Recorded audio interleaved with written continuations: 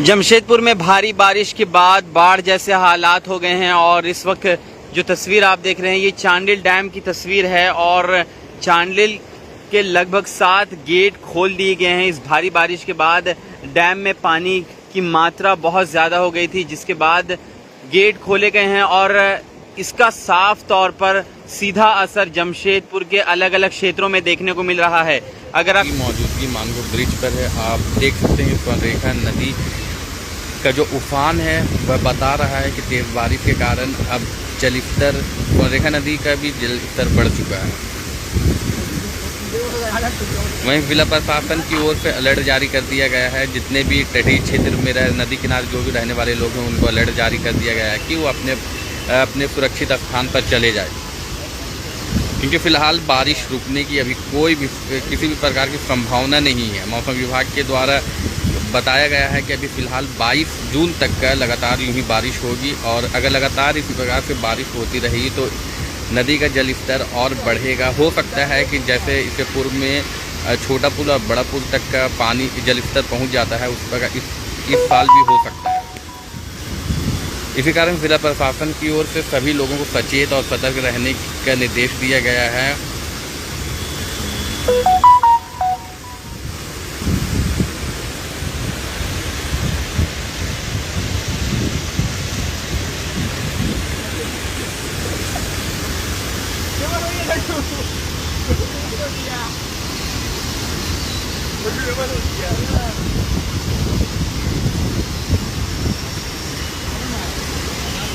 एक प्रकार से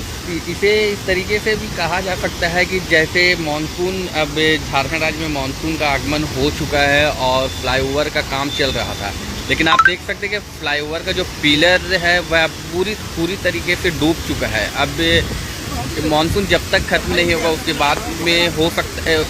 जब तक मानसून ख़त्म नहीं होता है तब तक अब फ्लाईओवर का निर्माण कार्य जो है वह अभी फ़िलहाल रुका रहेगा। जब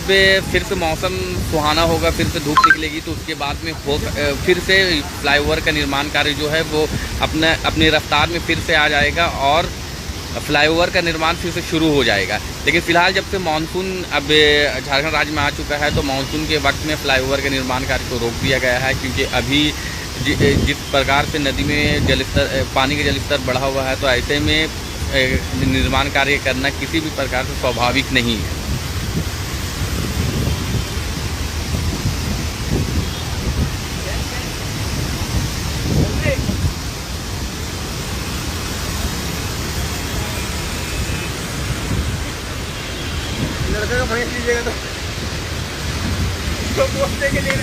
जो नदी साल के केवल कुछ दिनों के लिए ही ऐसा गदगद पानी से भरा रहता है, वरना अन्य दिनों में आप देखेंगे तो केवल यहाँ पर जलकुंभी आपको नज़र आएगा, गंदगी नज़र आएगा। लेकिन अब मानसून के समय में आप मानगो नदी को देख सकते हैं, स्वर्णरेखा नदी को देख सकते हैं कि मानसून के समय में इसका एक नज़ारा अलग ही होता है। देखने में ये काफ़ी भयावह भी लग रहा है। जो आसपास लोग रहते हैं, जो तटीय इलाकों में रहते हैं, जो पशुपालन का काम करते हैं, उनके लिए एक चुनौती बन जाता है ऐसे में अपने आप को सुरक्षित रखना है, क्योंकि इससे पूर्व में भी कई ऐसे मामले आए हैं कि अचानक से चांडिल डैम का फाटक खोलने के बाद में नदी का जलस्तर बढ़ जाता है और नदी के किनारे आसपास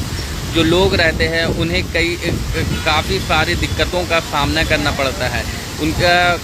काफ़ी आर्थिक नुकसान भी होता है। इसलिए फ़िलहाल जिला प्रशासन की ओर से तो निर्देश जारी कर दिया गया है। अभी झारखंड राज्य में आज और कल रेड अलर्ट भी जारी है। ऐसे में जिला प्रशासन और साथ ही जितने नगर निकाय हैं उनके द्वारा सभी आम नागरिकों को इन्फॉर्मेशन दे दिया गया है कि हो सकता है कि बाढ़ की संभावना आ सकती है, बाढ़ आ सकती है। इसीलिए सभी लोगों को निर्देश दिया गया है कि वह ऊंची जगहों पर चले जाए, जो सुरक्षित स्थान है वहां पर चले जाए, खाने पीने का प्रबंध इंतज़ाम रखें, ताकि ऐसी भी आकस्मिक स्थिति जब उत्पन्न होगी तो उस वक्त किसी भी चैलेंज को फेस किया जा सकता है और उस चैलेंज से लड़ा जा सकता है।